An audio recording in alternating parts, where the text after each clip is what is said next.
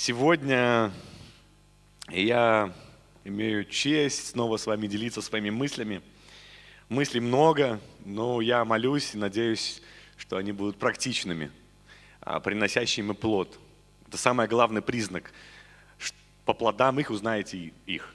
Вот, я молюсь о том, чтобы наши мысли, размышления с вами, они приносили плод. Потому что без плода это все не имеет никакой перспективы. А если мы имеем плод, то перспектива ого-го. Хорошо. Без веры Богу угодить невозможно. Аминь. Так говорит Писание.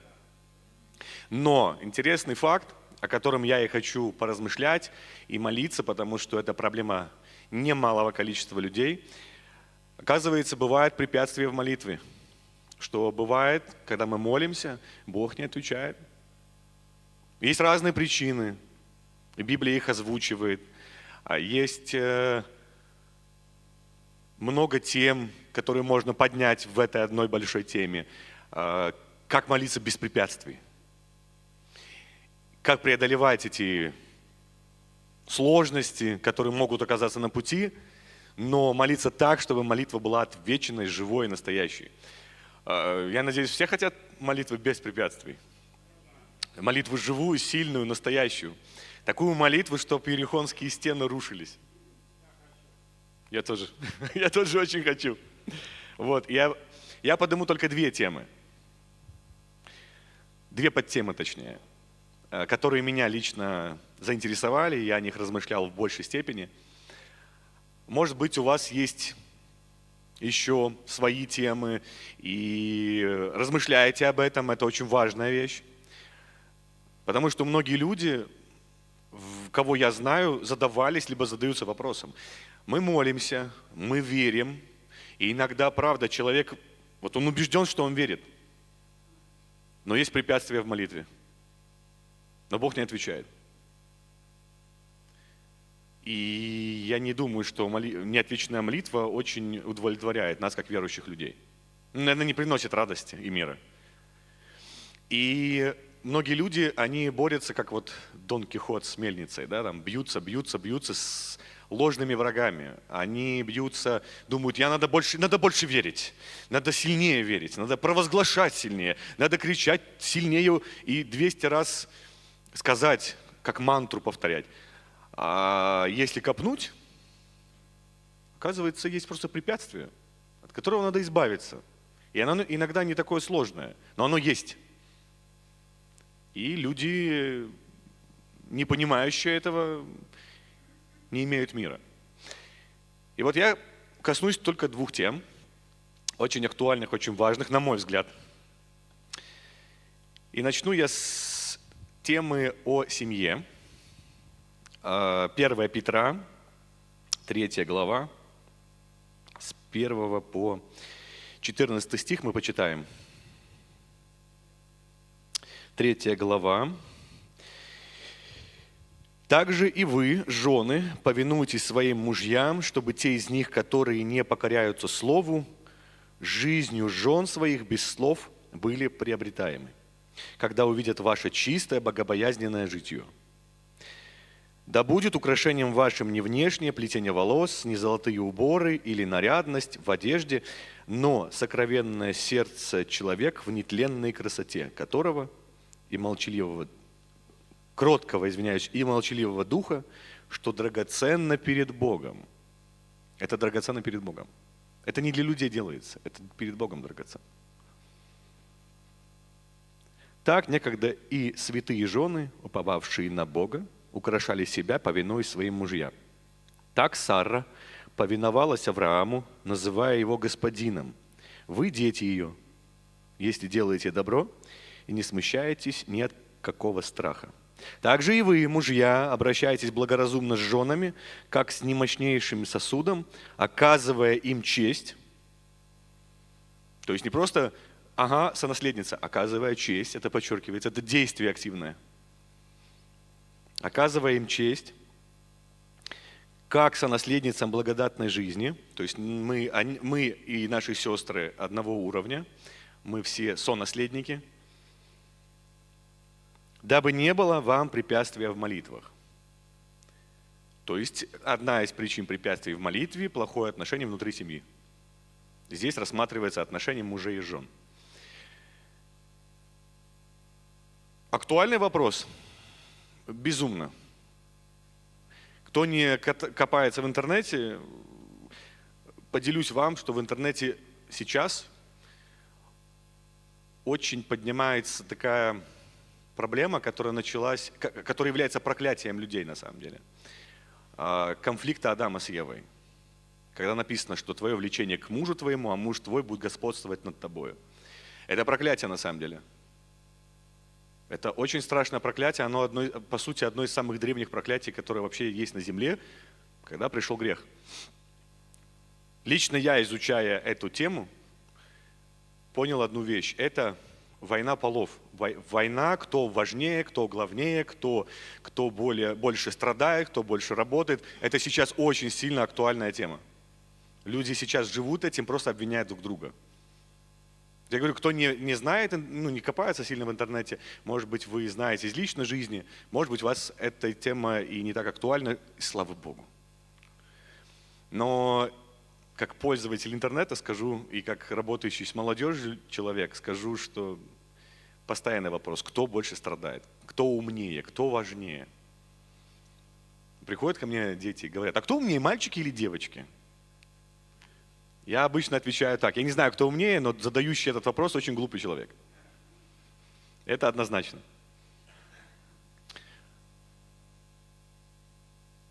Нам, во-первых, хорошая новость дана.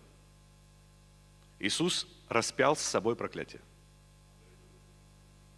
Он распял проклятие на кресте, и мы имеем освобождение от проклятий. Нам не надо ссылаться на них. То есть Бог наказал людей, но это не то, на что мы должны ссылаться, как на то, что так и должно быть. Это наоборот печальная новость. Но у нас есть хорошая новость. Мы имеем возможность освободиться от этого, если мы этим страдаем. Первое. Второе. Бог создал семью в Эдемском саду. Не народ, не одного человека и оставил его так. Не кучку людей, племя. Он создал пару. Это является основой всего общества, всего человечества. Поэтому семья, с нее все начинается. Кто не печется домашних своих, хуже неверного, хуже поганца. Поэтому семья является основой всего, в том числе и церкви. Поэтому если в семьях проблемы будут и в церкви. Почему эта тема и актуальна? Часто мы страдаем тем, что друг другу, вот в Библии написано, женам что написано? Подчиняться как господину в одном из местописаний, как Господу. Но и этим часто манипулируют глупые люди, гордые люди или не знающие люди. Но, почитав, я сделал такую формулу, позволю себе озвучить. Мужчинам тоже написано «любить как Господь». И там такая формула интересная: люби как Господь, уважай как Господа. Поэтому взаимоотношения между супругами являются, наверное, одним из самых первых препятствий, если их нет нормальных, к молитве Богу. Потому что самые ближние – это наши домашние. Иисус, в принципе, не сильно учил ходить, не ходил и не говорил: любите всех людей, любите весь мир, любите каждого, вот всех-всех-всех. Он говорил одно: любите ближнего. Библия не учит любить всех людей как бы в таком контексте, что все, надо любить каждого, кого я не знаю, знаю, о ком я услышал, не услышал. Библия учит любить ближнего, до кого я могу дотянуться. Это ключевое. Потому что если я могу влиять на свою семью, я должен любить свою семью. Я могу влиять на своих коллег, я должен любить своих коллег. Я могу влиять на страну, тогда уже другой разговор. То есть это уровень влияния.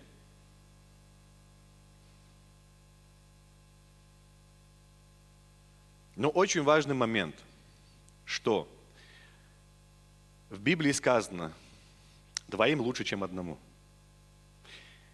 И размышляя о семье, об отношениях мужчин и женщин, я не буду вдаваться в подробности. Это очень, на самом деле, интересная и актуальная тема. Но сегодня мы сделаем такой небольшой отрезок этой темы, поразмышляем о нем.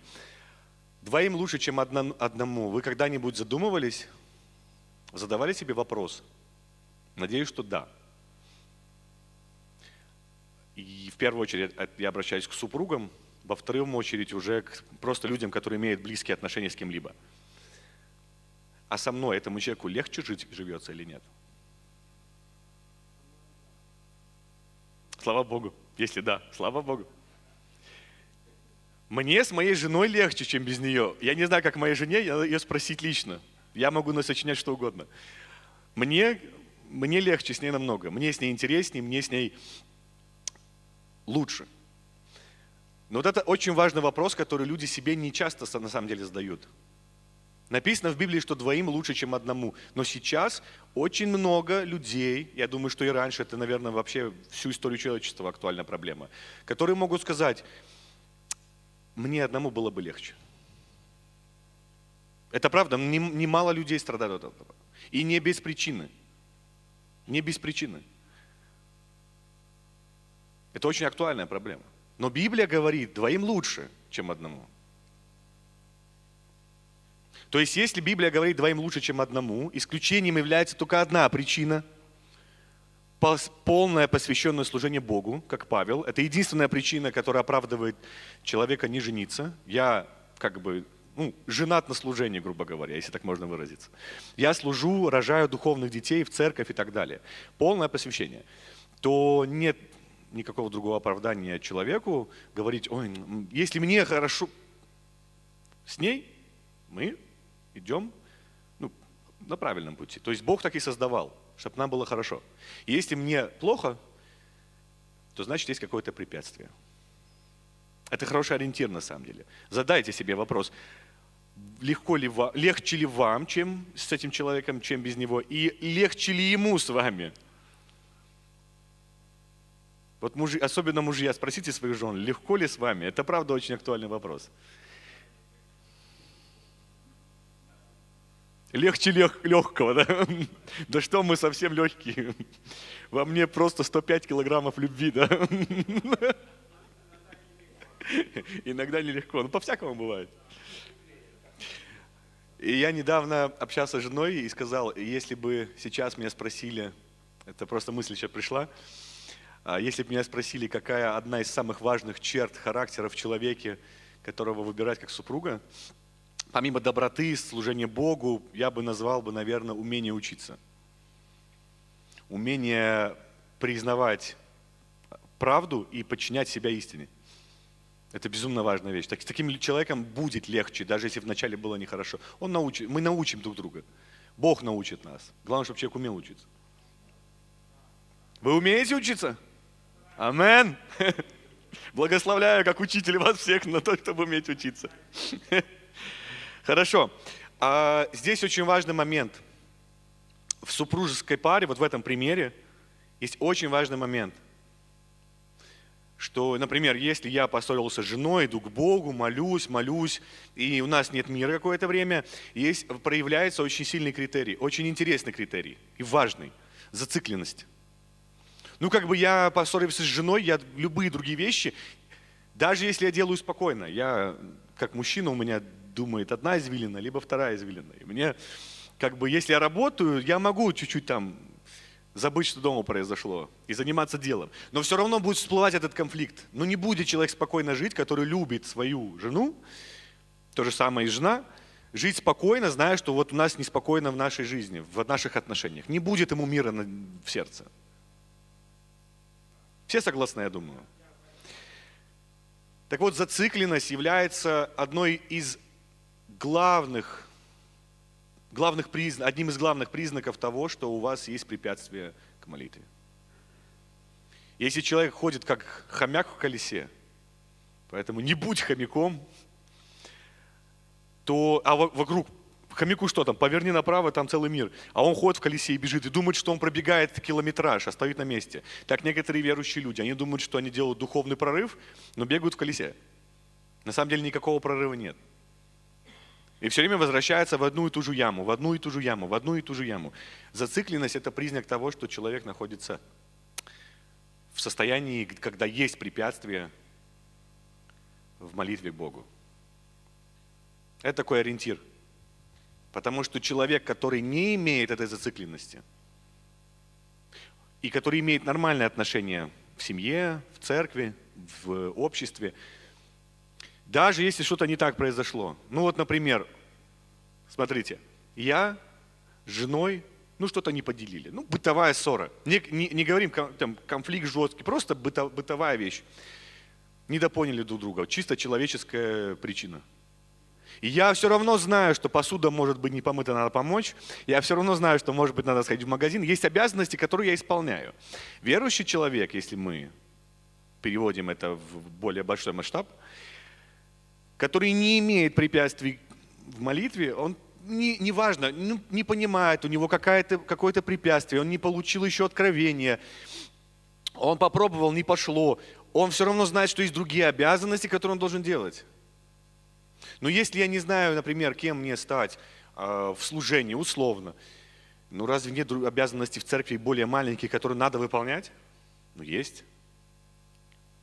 То есть зацикленность, еще раз, зацикленность – это ключевой фактор. Поэтому если вы чувствуете зацикленность в своем духовной жизни, это значит, где-то стоит препятствие. Надо разобраться с этой темой, чтобы был прорыв духовный. Потому что многие люди об этом даже не задумываются. Правда, многие люди не думают о препятствиях. Многие думают о вере, что надо сильнее верить. А вот стену-то пробить. А может быть сетка, ты в сетях сидишь, просто этого не понимаешь. Как животные, они иногда не понимают, что им попались. Поэтому ободряю супругов ориентироваться на то, что если вы хотите, чтобы в вашей жизни не было препятствий в молитвах, у вас в доме должен быть мир. А для этого нужно что? Ориентироваться на Писание, где Бог дал откровение, двоим лучше, чем одному, и к этому надо стремиться. Второе, формула «люби как Господь, уважай как Господа». 2. И третье, в отношении детей там обычно все понятно, уважай, почитай, а в отношении родителей детей не раздражайте. Тоже такое правило есть. Потому что часто детей воспитывают, что надо так, надо сяк, надо уважать, а детей не раздражайте. И тогда тоже будет мир в доме. Вторая тема основана на послании Иакова, 4 главе.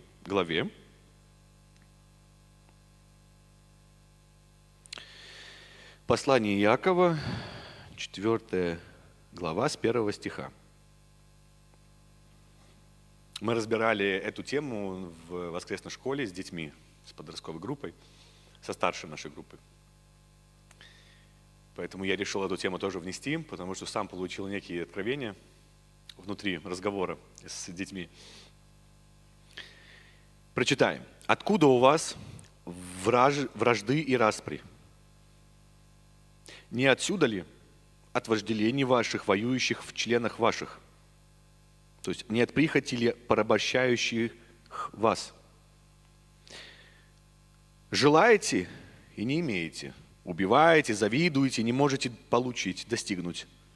Припираетесь и враждуете и не имеете». Почему?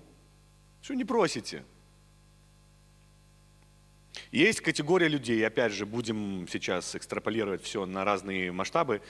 Здесь в первую очередь препятствие в молитве какое? Но мы не просим Бога. А Бог является не формулой, Бог является личностью. И это очень важно. Поэтому буква, мы берем Писание, откровение Бога, и буква Писания убивает, а Дух животворит. Хотя слово одно и то же. То есть один человек читает эту же Библию, его это убивает, другой человек читает Библию, и его это животворит. Потому что один читает букву, а другой духом. А кто знает глубину сердца Бога? Только его дух. То есть он строит отношения. Поэтому очень важное правило: не превращайте Бога в формулу или в мантру. Бог является личностью. Нужны отношения. И поэтому мы враждуем, мы добиваемся, и здесь не имеется в виду, что мы не только друг с другом враждуем, мы иногда с Богом враждуем, спорим, психуем, пробиваем лбом стены, но не получаем. Хотя кажется, верим так, верим, утверждаем, провозглашаем. Почему? Не просим. И здесь не просто просьба «дай». Имеется в виду просьба внутри отношений. Потому что в семье то же самое. Я жене могу подарить машину, и она будет благодарна за эту машину, но иногда происходит такой казус, что я, как муж, ожидаю, сейчас она будет ликовать, в восторге, а ей нужна стиральная машина новая. И вся вражда и весь конфликт порожден не тем, что я плохой подарок сделал. Я сделал ненужный подарок, потому что я хочу себе славы, я не интересуюсь, что человеку нужно. Это порождает конфликты, распри и споры. Потому что спрашивать надо говорить, надо общаться. И вслушиваться. И это не только духовная, это физическая вещь. Это потом становится препятствием в молитве. Просто люди, представьте себе, простая проблема. Надо просто спросить, поговорить. Просто поговорить. У меня дедушка, когда был живой один, он славился тем, что никогда не пускал никого играть, как будто не разрешал играть там на территории, где он жил, там шалаши строить и так далее. Или, например, там кто-то приходил, какой-то сосед, там начинал собирать яблоки, и он ругался, и потом там этот сосед ходил и там распространял слухи о том, что вот какой плохой, странный, глупый дед. А надо было спросить просто. И мы с моей старшей сестрой раскусили эту фишку и всегда получали возможность и играть, и строить шалаши, и собирать яблоки. Надо просто спросить хозяина было. Просто увидеть в нем личность, а не перепрыгивать. И вот иногда Бог, Он тормозит в ответе, то есть притормаживает ответ не только потому, что мы плохие, там, грешные, а потому что Он проверяет иногда. Подождите, а что вам нужны? А вы меня видите? А тебе точно нужно? Он иногда испытывает и веру, потому что есть в Библии намек на то, что есть молитвы, где надо требовать как будто бы у Бога. То есть как будто надо не с дерзостью, а с дерзновением приходить в молитве. Потому что Бог хочет отношения, Он хочет видеть. А тебе точно надо? А как у тебя со мной? Я же живая личность.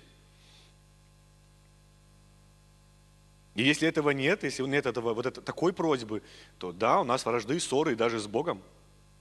И немало верующих, имеющих внутреннюю вражду с Богом. Они думают, что они верующие, но на самом деле они имеют вражду с Богом. Потому что они не просят. Превращают Бога в Бога на побегушках такого. Или наоборот, просят на все воля Божия. Там нет воли Божией. Бог тебя и испытывает в этом. Или наоборот, твои соблазны тебя испытывают. Твои глупости тебя испытывают. Что нет в этом воли Божией. А ты себе называешь, просто ты скидываешь с себя личную ответственность. На все воля Божия. И внутри семьи. Мы враждуем, завидуем и убиваем только потому, что мы не спрашиваем. Казалось бы, большая проблема, велика проблема поговорить, спросить. А тебе нужна вот эта вещь? Потому что часто озвучивают люди в разговорах, и можно сделать нужный подарок. Я думаю, любой здравомыслящий человек будет безумно благодарен, когда ты почувствуешь не просто внимание в виде подарка, ты еще получишь подарок, и ты в этом почувствуешь себя услышанным. Вот что важно. Что тебя услышали. Но бывает, что просите и не получаете, потому что просите не на добро, а чтобы употребить для ваших вожделений. Прелюбодеи и прелюбодейцы, не знаете ли, что дружба с миром есть вражда против Бога? Итак, кто хочет быть другом миру, тот становится врагом Богу. Или вы думаете, что напрасно написано: «До ревности любит Дух, живущий в нас». 7 стих. «Итак, покоритесь Богу, противостаньте дьяволу, и убежит от вас». И в новом переводе написано так, что покоритесь Богу и ни в чем не уступаете дьяволу, тогда он отступит от вас. И здесь интересная связка. Иаков начинает говорить: ребята, вы иногда имеете вражду, распри, ссоры, потому что вы не можете просто поговорить, спросить. У вас есть какие-то картинки иллюзии в голове о другом, и вы экстраполируете их на другого человека, не поговорив. Это узурпация власти, это работорговля какая-то. А Бог нас освободил от рабства, тьмы. Второе, мы, бывает, просим, но не получаем, потому что просим не на добро, а для своих вожделений. И потом он говорит очень важную вещь. Поэтому вы что, не понимаете, что Бог ревнует, и поэтому ревность это не всегда плохо. Ревность очень важная вещь в отношениях. Бог ревнует, огнем, огненной ревностью ревнует. И потом Иаков говорит, если ты хочешь быть другом миру, сразу говорю тебе, ты враг Богу. Он же говорит не о просто внешнем мире, мы же это понимаем. Он говорит о мирских принципах. Когда я, будучи верующим человеком, мы не говорим сейчас не про неверующих людей, они мертвые в духе, их надо спасать, чтобы в них родился новый человек. Мы говорим про верующих людей, про знающих Бога. В Библии есть библейские принципы, Божьи принципы. Заметьте, интересный факт. В Библии почти ничего не говорится о мужских и женских обязанностях. Библия не говорит, что женщина должна мыть посуду. Библия этого вообще не поднимает. Там есть отдельные нюансы внутри общества, которые оговариваются, но это, на самом деле их очень мало. Все остальное это придумано людьми потом, впоследствии. В Библии говорит о поведении мужчин и женщин, о принципы построения семьи, о принципе уважения. Она говорит о принципах взаимоотношений. И вот этим наполнена вся Библия. Она говорит о принципах. То есть Иисус говорит, вот в мире царь, он говорит, слуги мои, рабы мои. А у вас царь пусть говорит, я слуга вам, любимые мои. Он переворачивает всю иерархию. Бог против господства человека над человеком. А у нас в мирском обществе только оно и приветствуется. Покажи свою власть, докажи, что ты сильный, убеди всех, пробей, иди по головам. Достигай того, достигай того, достигай того. А Библия говорит, а все сгорит. Да, это в момент какой-то имеет значение, но все это сгорит при этом. Это временно. Библия учит принципам.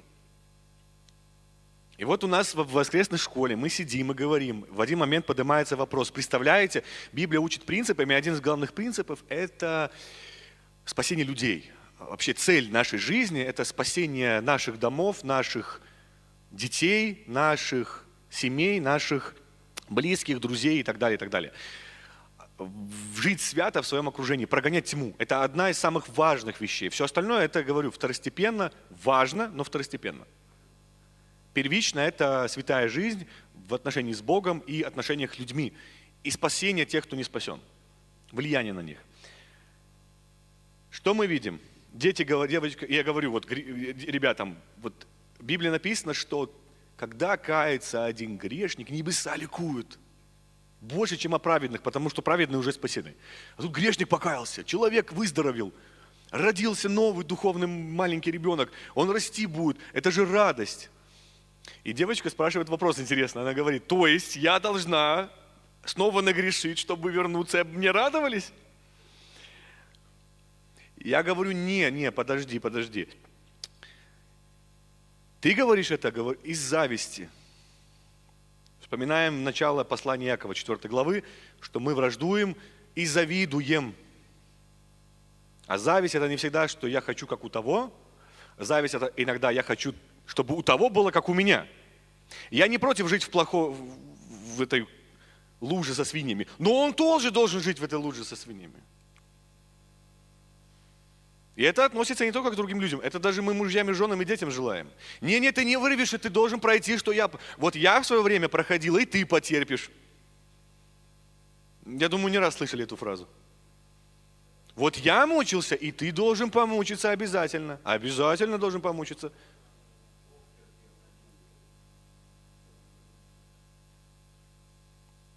Но я сейчас говорю именно о человеческих взаимоотношениях. Это очень важно. Надо быть стойкими. В детях надо тренировать стойкость. Надо, чтобы они принимали вызов миру и противостояли дьяволу, побеждая его. Надо. Но мы, когда говорим о наших человеческих отношениях, Иногда зависть имеет очень извращенные формы. И вот я и говорю, смотри, если человек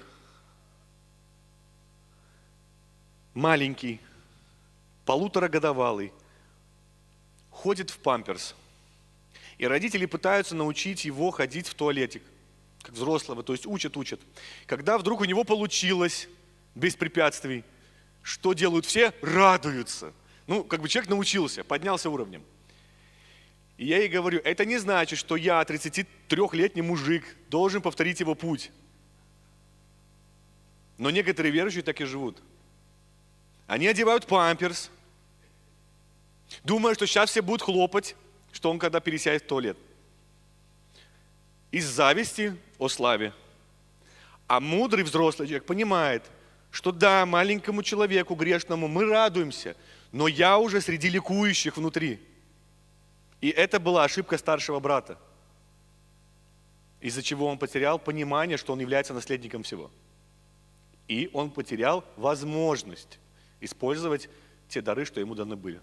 То есть есть люди, у которых все дано от Бога, но препятствия в молитве, препятствия в отношениях с Богом, зависть и непонимание, что ты не ребенок. Если 33-летний мужик ходит в памперс, это либо человек с заболеванием, что его оправдывает, либо это очень странный человек,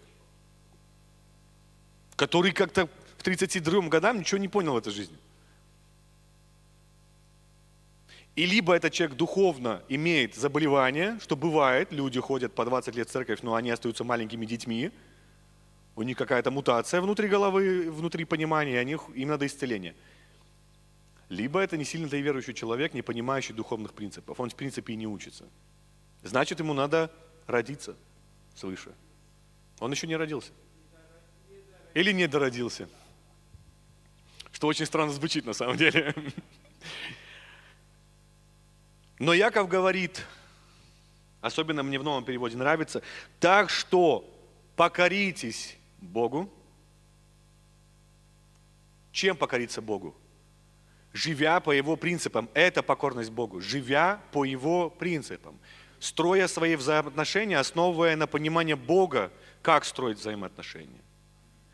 И, если так можно выразиться, назло дьяволу, обычно он нам во зло, а мы ему во зло и во зло, да, добром. Противостаньте ему.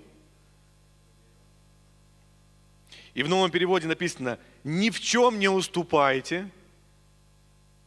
И эта кошка убежит от вас. Этот лев, который думает, что он вас съест, убежит от вас, потому что тьма всегда убегает автоматически от включенного света.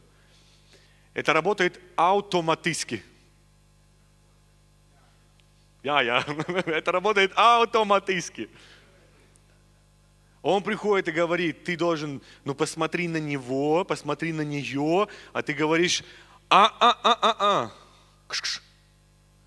Тут будет так. Вот это должно быть нашим провозглашением. Тут в нашем доме будет вот так. Она тебя не уважает как господина, а я буду любить ее как Господь. Он имеет грехи в отношении меня какие-то непонятные, и не любит меня как Господь, но я буду уважать его как образ Господа. Покоряя его, и ключевой момент, покоряя его Богу. Он-то думает, что я его уважаю, а я его покоряю этим. И еще раз подчеркиваю, тема на самом деле очень обширная, очень большая. Препятствием к Богу может быть личная зацикленность на себе. Препятствием к Богу может быть обида других людей. Если человек вспомнил, там интересный момент, если вспомнил, что ты кого-то обидел, то Богу твоя жертва не нужна. Бог назовет, опять же, с детьми мы разбирали, Бог назовет друга кого? Кто друг Иисусу? Кто его накормит, напоит и оденет, и навестит. Вопрос, как напоить, накормить, одеть, навестить Иисуса?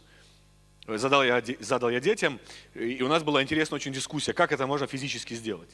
На Рождество у нас тоже был вопрос, что подарили родители детям, и одна маленькая девочка спросила меня, мы друг другу подарили подарки, родители нам все подарили, а это же не наш день рождения. А что Иисусу можно подарить? Глубочайший вопрос взаимоотношений. И главный интересный факт, Библия отвечает, что можно. Библия говорит, как можно накормить Иисуса, напоить Иисуса, навестить Иисуса. В Библии есть ответ на это. И вот такой человек будет другом Богу. Такому человеку Бог отворит дверь и скажет: заходи, друг, ты прописан в Иерусалиме золотом.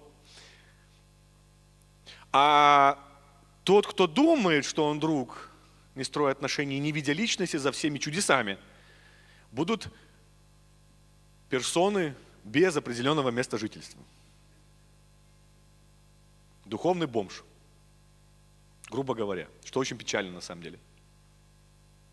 Поэтому я ободряю вас, и я хочу молиться вместе с вами.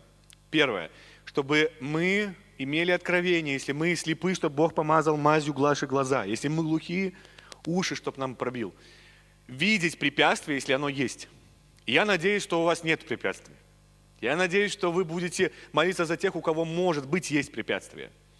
Я надеюсь, что здесь все собраны, и кто нас слушает, это люди без препятствий, на чью молитву Бог отвечает сразу, огнем с неба, в хорошем смысле, огнем Духа Святого. Если же у нас с вами есть какие-то препятствия, я хочу, чтобы, если мы не знаем, но чувствуем эту зацикленность на чем-то, я чувствую, что я как белка в колесе, я чувствую, что где-то потолок уперся, и я не понимаю, то иногда это не проблема веры. Иногда бывает, что человек просто надо поверить, но не всегда. Иногда, правда, есть большое препятствие, и оно чаще всего начинается с дома. С вот этих внутренних взаимоотношений внутри дома, с ближними своими, о которых мы должны заботиться. И помнить одну важную вещь. Общаться, чтобы Бог нас научил спрашивать. Это еврейский подход к обучению. Задавать вопросы. Иногда отвечать вопросом на вопрос. Что тоже иногда мудро. Но самое главное, еще раз, спрашивать, общаться, иметь близость общения. И не завидовать. А помнить, что если я взрослый человек, то я оцениваю все как взрослый. Мне уже не так важны мои достижения. Когда я взрослый человек, то, что я ем вилкой и ложкой, это никакое уже не достижение, это просто обыденность. Но если я это не умею делать, то да, надо расти и учиться. И я хочу, чтобы у нас с вами формировался трезвый взгляд на себя, на свою реальность. Чтобы мы покорились Богу в этих принципах и гнали этого дьявола туда, откуда он пришел, утверждая Божье Царство на земле. Я хочу, чтобы, как написано в Писании, двоим было лучше, чем одному. Я хочу об этом молиться. Втрое скрученная нить не скоро порвется. Один погонит тьму, двое погонят десятки тысяч тьм. А трое сколько сделают? А четверо сколько сделают? А 12 сколько сделают? А когда среди них еще пламя и огонь Духа Святого и Иисус посреди них, сколько можно сделать и натворить бед для дьявола? Вы представляете, как он в ужасе будет бегать? А самое главное, что он же не вездесущий, это характеристика Бога. Дьявол не вездесущий. А значит, надо жить так, чтобы мы, расширяясь, не оставляли этому существу места, куда убежать. Выдавливая его. И мы имеем власть в Духе Святом на это. Но только имея отношение с Богом и живя по Его принципам. И это, еще раз, это не закон буквы, это закон отношений. Я даже поделюсь такой мыслью, позволите мне поделиться такой мыслью. Я читаю сейчас книги интересные про христиан II века, их работы. И там один из авторов пишет такую мысль. Это лично его мысль, просто что довольно интересно. Он пишет так, что евреи не до конца поняли заповедь о кашруте, да, что нельзя есть свинину, нельзя есть зайца, нельзя есть того. Бог имел в виду, это его мнение лично, просто интересная аналогия, что Бог через это хотел показать не просто, что нельзя есть еду, а что нельзя общаться с определенными типажами людей. И он приводит пример, что свинья – это человек, который, как свинья, хозяина помнит только тогда, когда хочет есть. Когда он есть не хочет, он может и хозяина съесть. То есть человек, которому Бог нужен только в беде. А вне беды Бога и в помине нет. И вот он приводит такие аналогии, что вот нельзя есть глубоководных существ, можно есть только рыбу с чешуей, потому что она плавает наверху, ближе к свету. И не общаться с людьми, которые живут там на дне и не хотят всплывать. То есть не иметь близость общения, не, как Павел писал, не общаясь полностью, чтобы спасать, но не иметь близости общения. У нас не может быть близости духовной с недуховными людьми. Если вы называете духовным друга, который с Иисусом не на «ты», это самообман. Так не работает. Он может быть приятелем, мы можем его спасать, это могут быть очень теплые отношения, но не духовная близость, она не может быть, потому что вниз тянуть легче, чем вверх. И вот он пишет такую аналогию, вы можете с ней соглашаться, не соглашаться, но мысль интересная, что Библия учит в первую очередь, даже в заповедях касаемо одежды и так далее, можно иногда увидеть, что даже в этом Бог учит отношению, принципам взгляда на людей, на личности, на принципы отношения, на принципы уважения, на принципы взаимопонимания. Вы мою мысль, надеюсь, улавливаете? Я просто после школы, поэтому я могу заумничать. Сейчас надо остановиться, я после работы сразу туда приехал. Детям умничал, сейчас тут не переумничать. Вот. Я думаю, что вы со мной согласитесь об этом молиться. Все согласны со мной молиться? Чтобы мы не по отдельности, а общей семьей дали в лоб дьяволу, чтобы бежал отсюда. Из наших семей, из наших жизней, из наших отношений с мужьями, женами, детьми, родителями и так далее, и так далее, и так далее. Чтобы, приходя сюда, люди что видели? И Бога прославляли. А как можно Бога увидеть неверующим людям? Видя, как вы любите друг друга.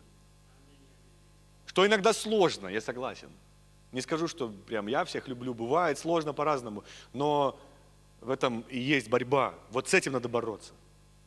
Любым стилем борьбы, греко-римским, вольным, неважно. Хорошо, давайте встанем.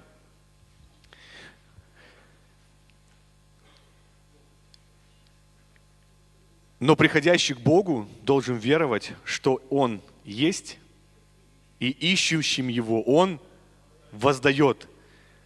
Поэтому приходим к Богу, веря, что Он есть, и Он воздаст. Он воздаст. Господь, я благодарю Тебя за эту среду, за Старый Новый год. Я благословляю Новый год. Я благословляю это время. Я благословляю моих братьев, сестер. Я благословляю мою семью. Я благословляю моих детей, благословляю моих родителей, благословляю, Господь, братьев и сестер в духе. Я благословляю, Господь, нас всех как одну семью, чтобы у нас не было препятствий в молитве, чтобы у нас не было никаких препятствий в молитве к Тебе, чтобы, Господь, все препятствия, если они есть, и зацикленности были разрушены во имя Иисуса Христа. Я благословляю и провозглашаю, Господь, что здесь принципы Твоего Царствия. Я верю, что мы все хотим быть Твоими друзьями, чтобы иметь прописку на небе. Я молю Тебя, Господь, если у кого-то из нас есть какие-либо препятствия, но мы об этом не знаем, открой нам Духом Святым. Если же мы знаем и не можем их преодолеть, Господь, разрушь во имя Иисуса Христа. Чтобы мы любили друг друга любовью Господа. Чтобы мы, Господь, любили своих близких, супругов, детей, родителей любовью Господа. Чтобы, Господь, в нашей жизни мы уперто стояли в принципах неба против принципов мира, и дьявол пошел вон с наших семей. Дьявол пошел вон с наших семей, Господь, во имя Иисуса я молю Тебя о том, чтобы наше помазание было в наших домах с нашими супругами, внутри нашего общения, потому что Ты сказал, двоим лучше, чем одному. Потому что Ты сказал, муж и жена есть одна личность, а не две разных. Господь, я молю Тебя, пусть, если у кого-то есть заражения принципами мира из интернета, от современных психологов, от подружек или друзей, Господь. Я прошу Тебя во имя Иисуса, пусть у этого человека будут силы сказать «нет» мирским принципам. Наши принципы другие. Мы представители другого царства и другой породы. И я молю Тебя о том, чтобы, приходя в наш дом, неверующие видели Твою славу, Твои принципы, Твою любовь, и думали, и удивлялись, и приходили к Тебе, говоря, что воистину Божьи принципы – это истинные принципы. Чтобы мы истинной и своей святой жизнью покоряли Тебе все, что находится вокруг нас, утверждая Твое царствие во имя Иисуса Христа. И я молю Тебя о том, чтобы никакое отчаяние не разъедало нас, как верующих людей. Я молю о том, чтобы, Господь, никакие страхи не могли сбить нас с понимания, что Ты над всем, чего нам бояться. Господь, я прошу Тебя о Твоей силе помазания, которая исцеляла людей в Писании, в истории нашей церкви, которая была на земле эти тысячи лет. Я молю Тебя о том, чтобы мы всегда помнили и верили именно в того Бога, Бога Нового Завета, который способен делать все то, что написано в Писании и сейчас во имя Иисуса Христа. Но каждую подножку дьявола мы воспринимали не как повод бояться, но как повод вступать с ним в бой во имя Иисуса Христа. Я знаю, Господь, что есть люди, у которых есть зацикленности, у которых есть препятствия в молитве, у которых есть сбитый прицел, что и называется грехом. Но я молю Тебя о Твоей победе и о том, чтобы мы, кто имеет силу, кто имеет помазание, кто имеет стойкость, кто более мудр, подчиняя себя Тебе и свою, может быть, лень, гордыню, мы заботились о своих ближних. Мы находили в себе силы заботиться, чтобы нам было интересно то правильное, в чем мы должны интересоваться в жизнях близких и родных во имя Иисуса Христа. Дай нам мудрости, вырвав бревно из своих глаз, увидеть, как помочь своим ближним, которые имеют, может быть, незначительную веточку, чтобы мы все имели четкое зрение на Твои обетования во имя Иисуса Христа. Мы благословляем Твое имя. Ты наш Царь, Ты наш Отец, великий и всемогущий. И благодарим Тебя за возможность приходить к Тебе как к любящему Отцу. Как к любящему Отцу. Во имя Иисуса Христа мы славим Тебя и благословляем. Амин. Я хочу процитировать еще раз послание Петра, первое, что мы читали. В новом переводе есть интересное местописание, 3 глава, 13 стих, там написано так. «Кто может вам причинить зло, если вы о добром думаете?» Мои мысли погружены в другое. Кто может зло причинить? Я слышал один раз цитату бизнесменов, которые сидели, общались, и человек говорит: когда мне принесут вместо поджаренной говядины поджаренную курицу, я не устраиваю из этого скандал. Почему? Мои мысли о другом. У человека может быть плохой день. Если меня подрезали, я не устраиваю скандал даже внутри себя. Почему? Я думаю о другом. Когда я думаю о добром, то зло, которое, да, колет, мы с ним разбираемся, но я не думаю об этом. У меня есть о чем думать. И Петр говорит нам, кто сделает нам зло, если мы о добром думаем? А если страдаем за правду, то мы блаженны. В любом случае мы победители. Поэтому думаем о добром и несем добро в жизнь. Благословляю вас. Аминь.